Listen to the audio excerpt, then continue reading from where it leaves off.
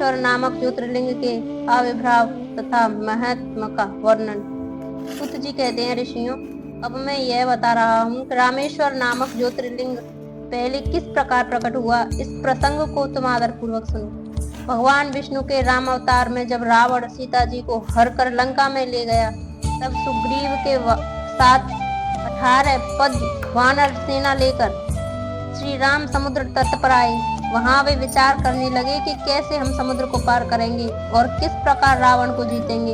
इतने में ही श्री राम को प्यास लगी। उन्होंने जल मांगा और वानर मीठा जल ले आए। श्री राम ने प्रसन्न होकर वह जल ले लिया।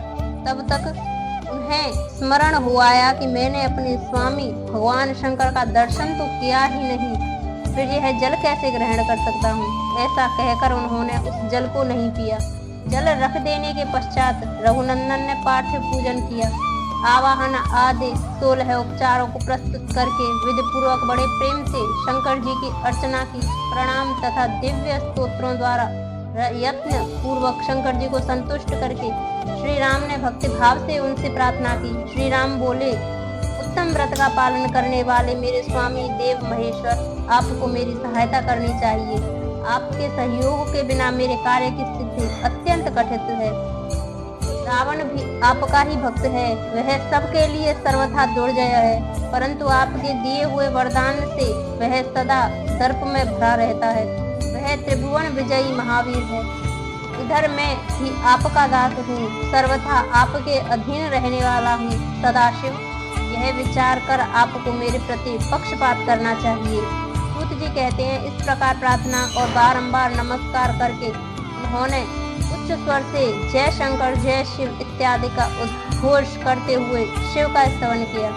फिर उनके मंत्र के जप और ध्यान में तत्पर हो गए। तत्पश्चात पुनः पूजन करके वे स्वामी के आगे नाचने लगे। उस समय उनका हृदय प्रेम से द्रवित हो रहा था। फिर उन्होंने शिव के संतोष के लिए गाल बजाकर अव्यक्त शब्द किया। उस समय भगवान शंकर उन पर बहुत प्रसन्न हुए और वे ज्योतिर्मय महेश्वर वामांग भूता पार्वती और पार्षद गणों के साथ शास्त्रोक्त निर्मल रूप धारण करके तत्काल वहां प्रकट हो गए। श्री राम की भक्ति से संतुष्ट चित्त होकर महेश्वर ने उनसे कहा, श्री राम तुम्हारा कल्याण हो, वर मांगो। उस समय उनका रूप देखकर वहां उपस्थित हुए सब लोग पवित्र हो गए। शिव धर्म परायण श्री राम जी ने स्वयं उनका पूजन किया। फिर भांति भांति के स्तुति एवं प्रणाम करके उन्होंने भगवान शिव से लंका में रावण के साथ होने वाले युद्ध में अपने लिए विजय की प्रार्थना की।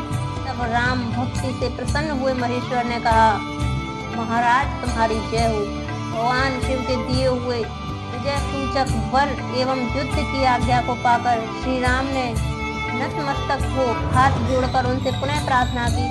श्री राम बोले, मेरे स्वामी शंकर, यदि आप संतुष्ट हैं तो जगत के लोगों को पवित्र करने तथा दूसरों की भलाई करने के लिए सदा यहाँ निवास करें।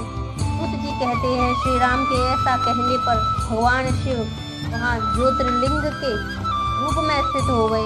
तीनों लोकों में रामेश्वर के नाम से उनकी प्रसिद्धि हुई। उनके प्रभाव से ही अपार समुद्र को अनायास पार करके श्री राम ने रावण आदि राक्षसों का शीघ्र ही संहार किया और अपनी प्रिय सीता को प्राप्त कर लिया। तब से इस भूतल पर रामेश्वर की अद्भुत महिमा का प्रसार हुआ। भगवान रामेश्वर सदा भोग और मोक्ष देने वाले तथा भक्तों की इच्छा पूर्ण करने वाले हैं। जो दिव्य गंगा जल से रामेश्वर को शिव को भक्ति पूर्वक स्नान कराता है, वह जीवन मुक्त भी है।